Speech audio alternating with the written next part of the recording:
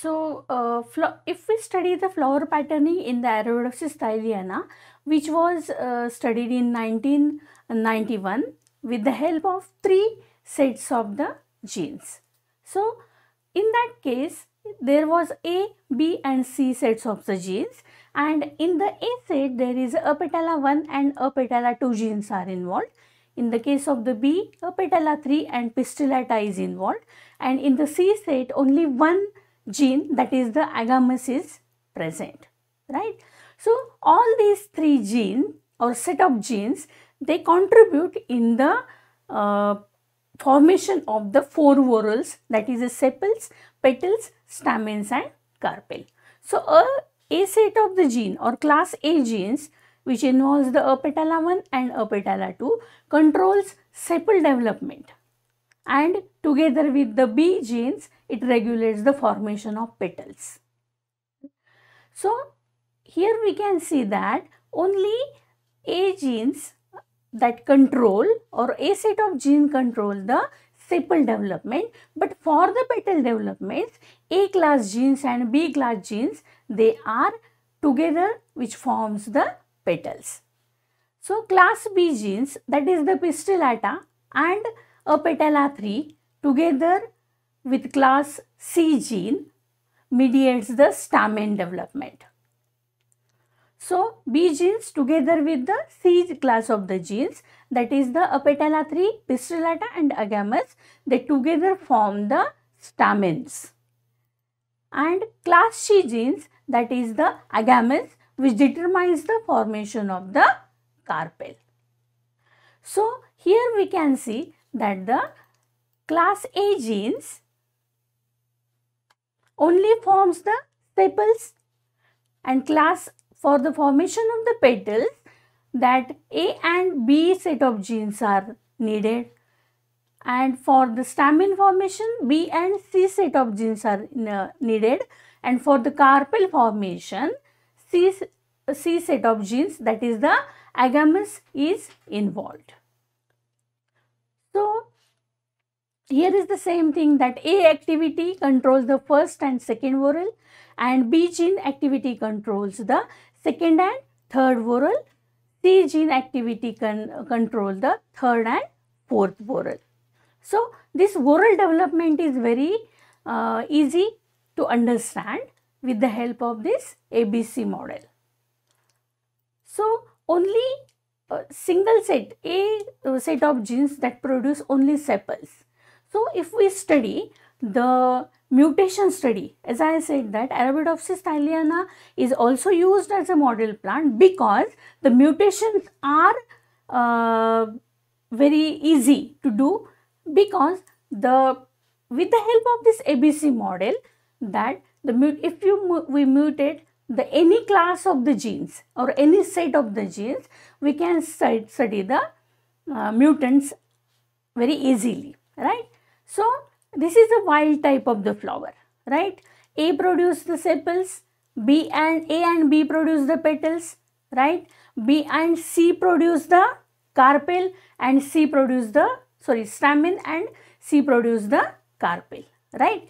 But if we mutate the class A gene, right, here A gene is mutated in the second box, whereas Apetala 1 and Apetala 2 is absent, right, which that produce the B and C.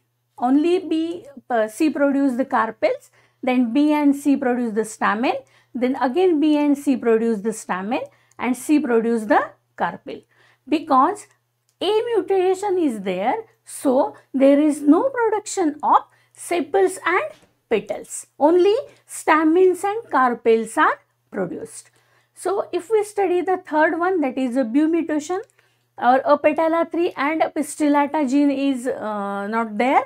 So, in that case only the sepals and carpels are present, because B is not there. So, there is no formation of stamens as well as the petals. So, there is a formation only of the sepals and carpels. In case of the C class mutant, so there is a C set of gene is absent, that is the agamous is not present. In that case, only the sepals, petals, sepals are present, because in any case 4 whorls are going to form, but that gene is absent, so that is replaced by the another whorl, right? So A produce the sepals, A and B produce the petal, again A and B produce petal, and A produce the sepal. So mutations are very easy to understand with the help of this ABC model. So this is a class mutant where A petala 1 and A petala 2 are present. There is a no petal formation here, you can see, only carpels and stamens are there, right? Then B class mutant, A petala 3 or pistillata is absent. In that case, no petals are there, right? And lot of pistils are present. And in case of the C class of the mutant, agamous mutant, there is no gamete because there is no production of stamen as well as the carpels. Only sepals and petals are formed. So it's very easy to understand because the many genes are has been involved in the flower induction pathway. But some are inhibitors, some are induce the flowering also, right? Some are here, that is the CO, that is the constans, then FT, flower locusing T, then AP1, then leafy gene, then A petala 2, A petala 1, agamous, pistillata, right?